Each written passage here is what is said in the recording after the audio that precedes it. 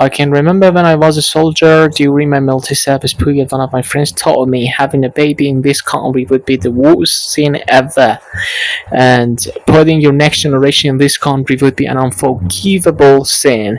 And now these days I understand what that wise person was telling me.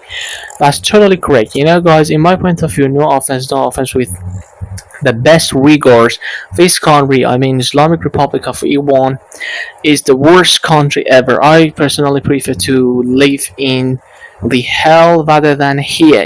We do not have access to water, electricity, antenna, internet, full time.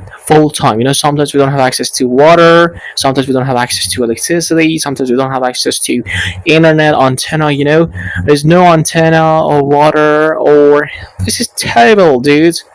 Guys, this is awful. Also, I can remember, this summer, I can predict that, I can see that this summer would be exactly like hell.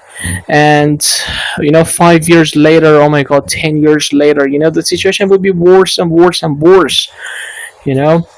And I can remember last summer, I used to be an online taxi driver. I was in Karaj, a big city near to Tehran, and I was in the car waiting for my passenger, and even the whole city, and suddenly the power went out and the whole city was quite dark, such a dark night, and people were scared. They were using their phones, the light of their phones to see their ways, and those were, we were like some zombies. And even I couldn't, can you believe that I wasn't able to find my key, the key of the car.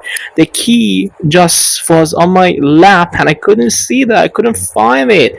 See, that was totally dark and people were scared. That was such a terrible situation, and we deserve more. This is not alright. And another point I forgot to say, Iran has the second rank in the world in terms of having gas, and Iran is the third one in the world in terms of having oil. So, what the hell are you governors doing in this country? We are the first country in the world in terms of both gas and oil, and sometimes we don't have electricity. And I'm talking about the unbalance of energy.